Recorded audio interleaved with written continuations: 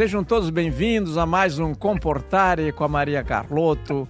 Estávamos com saudades de ti, Maria Carlotto. Seja muito bem-vinda. E o Bento que nos coloca aqui no ar e cuida muito dessas ilustrações. Hoje nós vamos tratar de ação de graças, porque justamente na quinta-feira, a última quinta-feira de novembro, é o Dia de Ação de Graças, um costume que o Brasil herdou, um bom costume. Às vezes ele pega maus costumes daquele país, dos Estados Unidos, que começou a agradecer, fez uma ação de graças na última quinta-feira de novembro, ainda no século XVII. Isso foi institucionalizado e hoje, depois de umas alterações havidas no percurso da história, o general Dutra, quando presidente da República, tinha generalizado isso para quarta-feira, mas depois, atendendo a seus bons conselheiros, passou também para o mesmo dia em que a ação de graças era festejada nos Estados Unidos, e hoje é o Dia de Ação de Graças. Hoje não é apenas hoje o Dia de Ação de Graças, né? Nós temos todos os dias para agradecer. E eu vou, antes de passar a palavra para a Maria Carlotto, queria lembrar um querido amigo, autor de um romance delicioso chamado Lagoa dos Cavalos. Ele se chama José Carlos Gentili, é meu confrade na Academia das Ciências de Lisboa. E ele disse um dia, nessas confidências, à beira de copos, de pratos, de rostos, ele me disse, em Lisboa, uma pergunta assim, a queima-roupa de que homem pode fazer um para o outro, não sei se as mulheres também fazem. Qual é a primeira coisa que você faz ao acordar? Qual é a primeira coisa que você acha que você pensou? E o José Carlos Gentili me disse, Dionísio, antes de qualquer coisa, antes de fazer xixi, eu agradeço porque estou vivo e tenho mais um dia de vida. E daí eu passo a outros agradecimentos e daí vou para as abluções do dia, tomar meu café, etc. E você, Maria Carlotto, o que nos tem a dizer sobre ação de graças e agradecer? Depois eu vou te interromper muito, viu? Olá, professor, meu querido mestre, olá vocês que nos acompanham. Eu dou graças por estar de volta hoje, em Dia de Ação de Graças. Eu agradeço sempre a Deus a possibilidade de acordar, de estar ali junto da minha família, de todo mundo estar bem. É o primeiro pensamento do dia, sempre, sempre, sempre. E enquanto estou me deslocando até o trabalho, sempre pedindo, né, proteção. A gente agradece e também pede sempre a proteção para as pessoas que a gente ama. Maria Carlotto, você sabe que a língua portuguesa tem uma sutileza. Nós dois já conversamos sobre isso algumas vezes, não ao vivo, não no ar, inclusive na companhia de outras pessoas, também numa palestra da Academia Feminina de Letras de Mato Grosso do Sul. A Mato Grosso do Sul tem uma academia feminina de letras. Eu não sei se há outras pelo Brasil afora, eu conheço bem esta, sei como é que ela surgiu, acho muito louvável ter um espaço assim de exclusividade para a mulher. Numa dessas palestras eu lembrei que o português tem uma forma de agradecer, obrigado, que vem do latim obligatus, que diferentemente de outras línguas, como o inglês que diz thanks, que é mais ou menos do mesmo étimo de think, que é pensar, o alemão que diz danke, que é também um outro étimo que não tem a ver com isso que o português faz. O italiano diz grazie, que é graça, do grato, do muito obrigado. O significado é muito obrigado, mas nós dizemos obrigado, que é do latim obligatus, que quer dizer eu fico ligado a você, porque você fez alguma coisa boa para mim, eu fico ligado a você. Estabelece um laço. As outras línguas não estabelecem esses laços. E uma coisa que ficou assim muito chata na rede social é que estão substituindo obrigado por gratidão. Gratidão é outra coisa. Gratidão. Você põe lá, mas para você agradecer, nada é mais bonito do que obrigado. E como é que você vê esse ato de agradecimento? Você falou nos agradecimentos sobrenaturais, agradecimentos a Deus, as nossas indispensáveis transcendências, mas no dia a dia, assim, como é que você tem observado? Você é uma pessoa que atua muito junto a gente muito jovem, que são os alunos, os seus filhos, né? Eu agora mais aos meus netos, viu? Mas eu estou notando assim que essas formas de agradecer, elas têm um colorido muito diversificado, não é? Na conversação de cada dia e nos usos e costumes. O que você me diz? A forma de responder também vai mudando conforme a evolução social e conforme as tribos. O jovem de hoje em dia, ele não usa obrigado, é gratidão. Ele não sabe nem o que ele está dizendo, mas é gratidão. Ao contrário de que lá atrás, os mais velhos não diziam obrigada para os mais novos, porque era a questão de realizar uma tarefa que ele era obrigado a fazer. E aqui inverte o obrigada de agradecimento ao obrigado de ser forçado a fazer uma tarefa que era determinada. E eu sou da geração do meio termo, onde aprendeu-se a agradecer aos mais velhos e às pessoas da nossa idade. Ainda utilizamos o obrigada, né? E o homem, o obrigado, mas as pessoas substituíram essa palavrinha que é tão bonita, que é tão gentil, que traz um laço e a gente diz que gratidão é dívida que não prescreve, né? Você será grato eternamente àquela pessoa pela atitude dela, pela forma como ela te trata. E superficialmente vem o gratidão, o joinha, acaba se substituindo as palavras pela abreviatura e pelas figurinhas, né? E as pessoas hoje esquecem de agradecer. Eu acho que, seja qual for a forma, o ato em si de agradecer é muito bonito. Eu, por razões assim de estilo, prefiro o obrigado, e ele realmente se espalhou pelo mundo, pela língua portuguesa, nos famosos versos do Camões, que eu gosto tanto de citar, porque eu também presido o Comitê de Defesa do Mais que Perfeito, né? Que o Camões diz: mais servira se não fora, para tão longo amor, tão curta vida.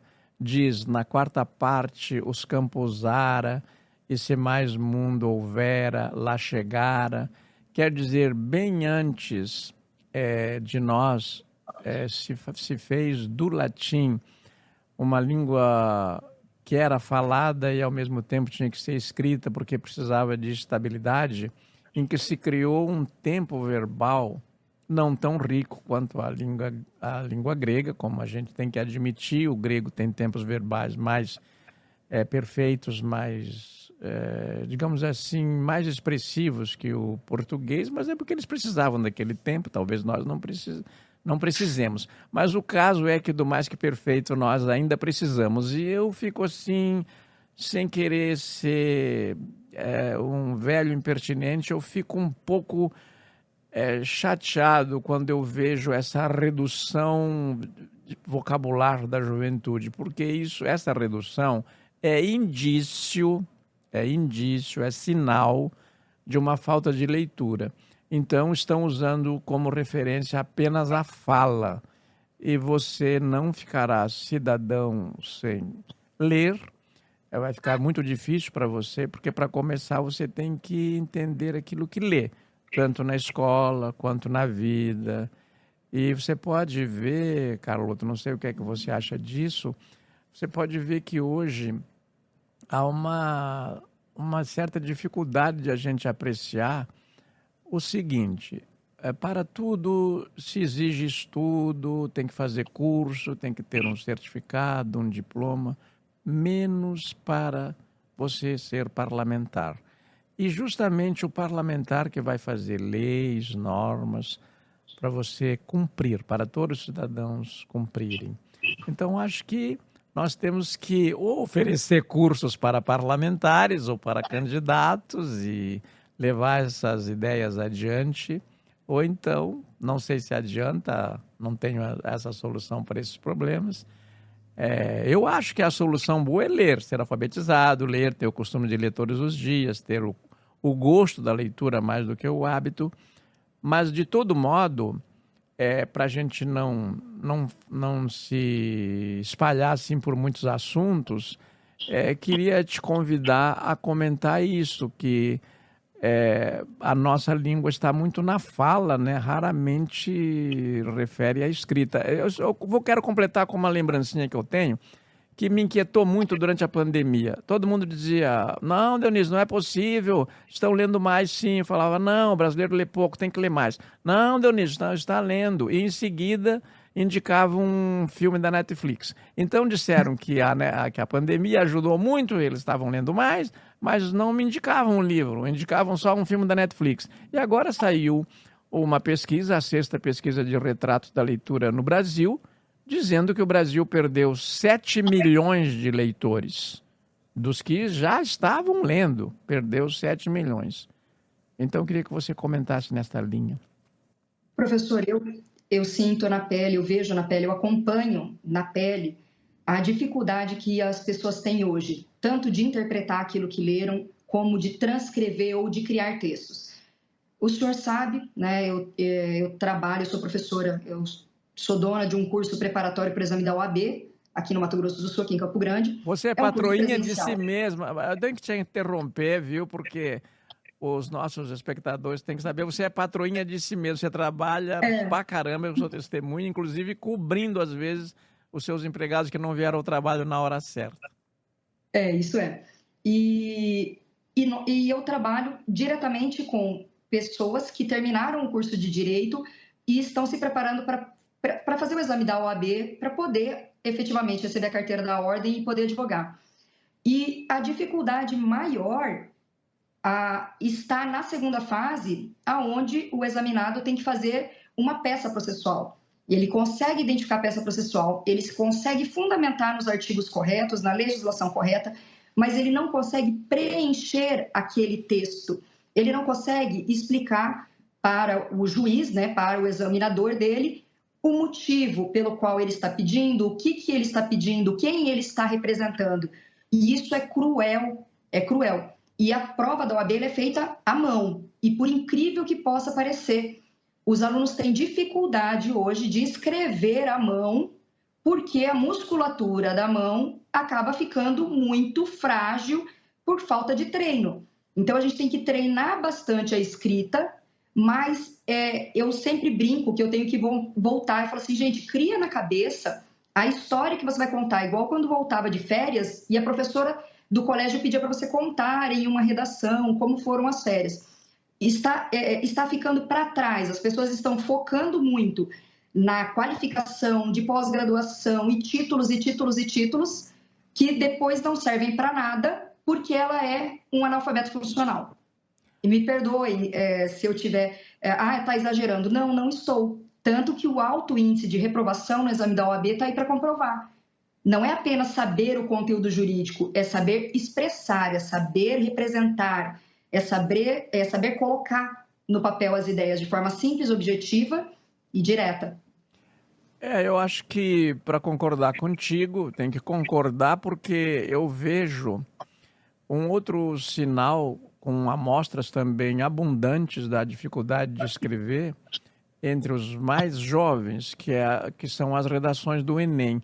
E agora o governo vem até de tomar uma atitude louvável, as equipes do MEC tomaram uma atitude louvável, prepararam os examinadores e disseram, olha, cuidado porque estão trazendo construtos prontos para inserir dentro do texto da redação.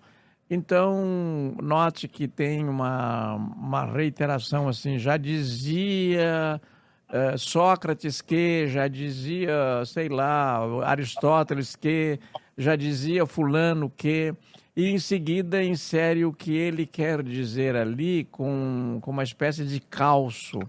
Então, o sujeito, a pessoa que vai fazer uma redação e tem que se socorrer dessas muletas é como alguém que fosse fazer uma prova de corrida, assim, ó, caminha aqui, que eu quero saber se você sabe caminhar, ou se você pode caminhar, ou se você está precisando de ajuda, ou sei lá, aqui só pode entrar quem caminha, e daí o cara vai caminhar e se ampara em alguma coisa, pega uma muleta, pega um andador, sei lá. Não está correto. Você tem o que nós queríamos examinar se você podia, né, e sabia caminhar. Uma criança, por exemplo, não sabe, outro depois tem um problema também não consegue, mesmo sabendo. Então, acho que a redação, o ato de escrever, essa dissociação entre fala e escrita, sobretudo no ambiente escolar, realmente está sendo um sério problema, é um sério problema para os professores, para os colegas, porque ficam sem referência. A língua precisa de um sistema estável e esse sistema estável está na escrita, não é? Professor, a escrita, ela não é como uma receita de bolo que você entrega para todo mundo e se todos seguirem a receita, o produto final será igual. Não é assim.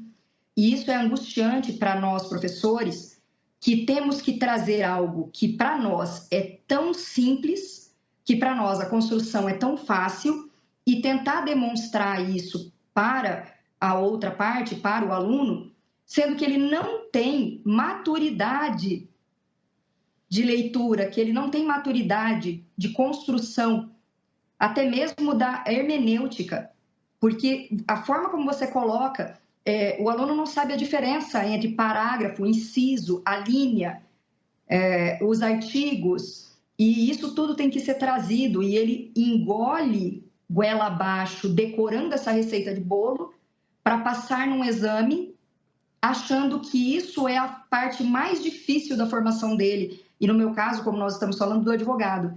E o mais difícil não é isso. O mais difícil será quando ele tiver que apresentar uma sustentação oral perante um tribunal ou até mesmo numa audiência e que ele não terá conectividade para formar essas frases e trazer os seus argumentos de forma clara.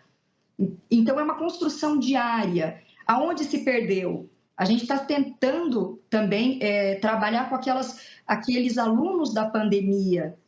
Então, a gente está colhendo falando aqui de ação de graças, né, que surgiu para agradecer a grande colheita, quando os europeus foram para a América, para Massachusetts, e passaram por um inverno rigoroso e depois tiveram farta colheita. A colheita que nós temos hoje da pandemia, ela é difícil. Eu acredito que com essas modificações e o olhar voltado para essa formação desde o início, das primeiras séries, desde a alfabetização, somente isso vai ser capaz de melhorar o produto final, que vai ser o profissional, né? Aquele que vai estar atuando no mercado de trabalho. Olha, Maria Carlota, eu gostei muito do que você falou a respeito do ato de ler, da necessidade de ler, e gostei muito de você ter recuperado também que a primeira cerimônia, a primeira festa, o primeiro ato de ação de graças que originou esta quinta-feira de ação de graças, a última quinta-feira de novembro, surgiu para agradecer uma boa colheita, não é?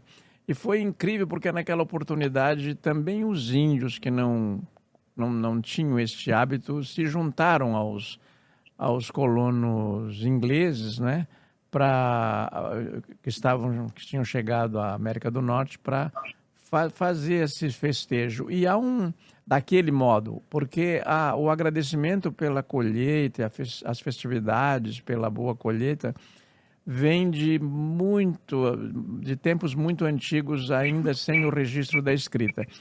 Mas eu queria trazer a tua sagacidade habitual, teu modo de comentar as coisas, para um outro viés disso, que é o seguinte. Em geral, salvo exceção, a gente colhe aquilo que planta, né? E eu te dizia nesta manhã, quando a gente comentava a pauta de hoje, que talento e persistência nunca deram errado para ninguém, não é? Sempre tem as exceções de praxe, mas você pode buscar um viés que a gente quase não examina, que é assim. O Dostoiévski, que não era médico, não era psicólogo, não era nada, era romancista, ele deixou algumas recomendações, observações ao longo da sua obra, tanto quando ele trata de pai que mata filho, não é nenhuma novidade, senão não haveria a palavra parricídio, matricídio no direito e na língua portuguesa, né? Assim como tem fratricídio, matar o pai, matar a mãe, matar o irmão. Aliás, a humanidade, no sentido dos seus registros de crimes, não tem muito do que se orgulhar, né?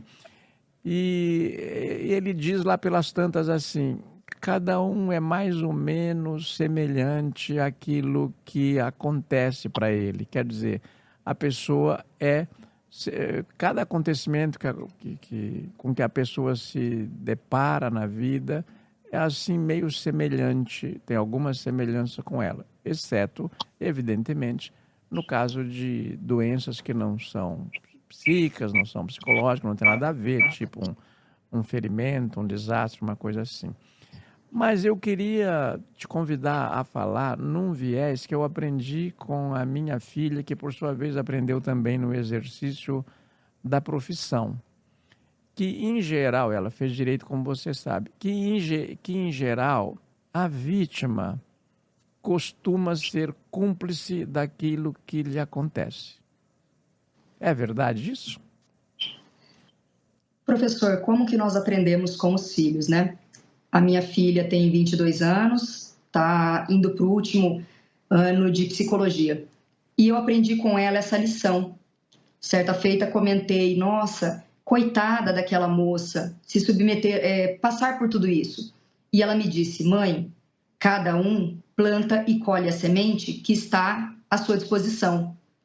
Então, se ela participa, se ela está ainda nesse ciclo, que para ela não é bom, mas que as ferramentas para sair estão com ela, significa que ela está sendo cúmplice do resultado que ela está colhendo. E eu achei isso fantástico, fantástico, porque nós colhemos aquilo que plantamos. E às vezes nos tornamos reféns ou cúmplices daqueles que nos maltratam, daqueles que nos impõem aquela situação, seja por medo, seja por dependência emocional, dependência financeira, mas o resultado que estamos colhendo, ele é reflexo das nossas escolhas. Claro, existem outras situações que não dependem das escolhas, mas na maioria das vezes a pessoa está na mão dela a decisão de sair daquela situação, mas ela acaba se tornando cúmplice, porque ela ou justifica aquela necessidade de estar ali, ou ela tem medo de sair e ser insuficiente. Então, é interessante que a sua filha também lhe trouxe uma lição como essa, parecida com que a minha filha me mostrou, e eu achei fantástico. Sim, certamente. Muito obrigado por registrar esta pequena confidência e partilhar isso, porque é muito importante por servir de uma coisa que eu acho que é geral, né? Os filhos, os pais aprendem com os filhos, não apenas os filhos aprendem com os pais, é uma parceria, assim, e deve haver essa parceria. Espero que, e tenho certeza que não é interrompida, ao contrário, aumenta quando entram os netos. Eu noto as sábias lições de meus avós que ficaram na minha memória. De vez em quando eu digo, já dizia minha avó, meu avô, e as pessoas dizem isso, fazem essa referência aos avós, aos mais velhos, com alguma frequência. Mas eu queria lembrar também que, claro, que todas as regras têm suas exceções, como nas gramáticas, e claro que existem exceções também para essas coisas que estamos contando. Mas, Carlotto, o nosso programa está caminhando para o fim. Eu preciso trazer mais uma questão que já me ocorreu ainda quando a gente tratava da pauta, nessa nossa conversa tão livre, que é a seguinte: se as pessoas estão lendo menos... Eu fiquei desconfiado da pesquisa, viu, Carlotto? Eu desconfio de toda a pesquisa.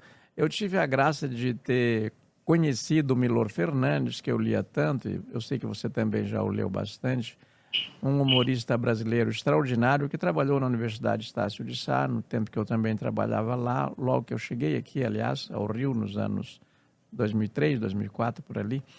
Ele tem umas frases muito bem humoradas sobre estatística, e cada vez que eu vejo uma estatística como essa agora que diz que 7 milhões de brasileiros não estão lendo, que nós perdemos, eu me lembro que ele dizia, aqui deu na estatística que todo brasileiro comeu um frango por dia. Eu não comi nenhum, então alguém comeu 2. Eu tenho certeza que alguém comeu 2, né? Porque eu não comi. Então, será que não está ocorrendo o seguinte? Os jovens estão lendo em outros lugares, por exemplo, na tela do celular, no Kindle, e a Câmara Brasileira do Livro ainda está pegando só o livro impresso? Hoje em dia, eles não usam mais livro impresso. A minha filha mostrou esses dias a biblioteca que ela tem no Kindle. E eu fiquei pensando, quem vai herdar todos os meus livros? Vão virar suporte de porta? Eu espero que não. Eu, pelo menos, ainda prefiro manusear o livro, eu prefiro riscar as páginas do livro, eu prefiro fazer as minhas observações, eu ainda faço fichamento do livro, porque a hora que eu preciso de alguma ideia, eu tenho rápido e fácil acesso a isso. Mas a leitura, se ela estiver sendo feita, está de bom tamanho, mas é uma pena que cada vez mais as pessoas estão deixando de lado o papel, estão deixando o livro, estão deixando o material impresso de lado para usar a tela do computador. Mas que continue lendo, né? Que continue lendo. Eu sou da época que se lia gibi, eu lia Nosso Amiguinho e as revistas em quadrinho e as revistas no salão de beleza. Hoje em dia isso já não tem mais, as pessoas ficam no celular, nas redes sociais e nem se tem mais revista na recepção dos consultórios. Bem, aí na sua cidade, na Universidade Estadual de Mato Grosso do Sul, como você sabe, lá há várias pesquisas em diversos ramos e num deles orientado e tendo como principal incentivador o Nathaniel Gomes, que você também conhece.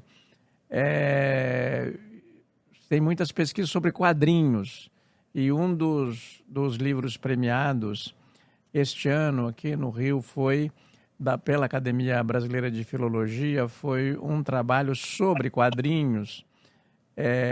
Gonçalo o autor, agora não está me ocorrendo o sobrenome, depois eu vou passar para o Bento, se a gente puder fazer o registro do autor, o Gonçalo, que ganhou com um trabalho sobre quadrinhos. Eu gostaria que esse livro fosse conhecido de outras pessoas. E eu gostaria de dizer também, Carlotto, que eu tenho Kindle, leio no Kindle, sobretudo os livros que demoram a ser traduzidos no Brasil. Eu estou lendo agora no Kindle, porque a gente baixa imediatamente. E eu tenho uma boa biblioteca no Kindle. E se foi aquele tempo que o meu problema, quando ia para o exterior, era levar uma mala cheia de livros que eu precisaria, eu gostava de ler quando estivesse no exterior. E às vezes estava precisando realmente de ler, não só por gosto. Então era uma mala, pagava excesso de bagagem para levar livros ou para trazer livros. E hoje você leva o Kindle, que eu acho que não pesa nem meio quilo, né? E está levando ali 3, 5 mil livros ou qualquer livro que você possa comprar, que está disponível. E tem muita coisa de graça também em leitura eletrônica, né? Assim como na internet, né? Tem muita coisa de graça. Você tem mais... Diga. Posso fazer uma propaganda minha? Você pode eu fazer nunca tudo, faço. né, Bento? Pode tudo. Aqui você pode tudo. O Bento ainda ilustra. Tá.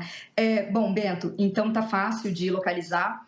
Eu criei um gibi que chama Pedrinho e o Voto. Ele está disponível no site do Tribunal Regional Eleitoral do Mato Grosso do Sul. E é um gibi, é uma história em quadrinhos que mostra para as crianças de forma simples o que é o voto, qual a importância do voto, do exercício da cidadania. Então, aqueles que tiverem interesse, é só colocar lá no Google Pedrinho e o Voto, Tribunal Regional Eleitoral, e vai poder fazer o download dessa historinha em quadrinhos, que foi minha primeira história em quadrinhos, e foi bem bacana, é utilizado no Brasil todo. Olha, eu quero agradecer muito antes de dar a palavra para você concluir. Hoje é você que conclui o programa, viu, Carol? Esse nosso comportare que está celebrando a tua volta. E te aguardando para a próxima, de dezembro, quando nós vamos falar de coisas de Natal, de festas do Ano Novo. Nós teremos muitas informações novas a trazer e reflexões novas, naturalmente. Mas queria te dizer o seguinte, quem está ouvindo e vendo aqui a Maria Carlotto tem que dar uma olhadinha no livro O Morro do Gigante, porque é um livro extraordinário. Também é só digitar onde você costuma comprar seus livros. Na Amazon é muito mais fácil de obter, mas está também lá na Alta Books. E você pode ler esse O Morro do Gigante, porque é uma coisa nova na literatura infantil juvenil brasileira. Está entre essas coisas, não é a única coisa nova com essa temática, mas ninguém escreve como a Maria Carlotto escreve, é o estilo dela, e com um gigante tão apaixonante. Eu li o original pela primeira vez e já fui à cata de levá-lo a uma editora para publicar, como sempre faço quando encontro um bom original. Um pouco antes de entrar aqui, eu estava falando com o Carlos Andreasa e nós estávamos ambos falando disso, de encaminhar originais a editoras, e às vezes não somos compreendidos. A pessoa que recebe lê e pode ser que não concorde ou não ache oportuno, sei lá, são mil razões, mas é muito raro que um original encaminhado a uma editora não seja publicado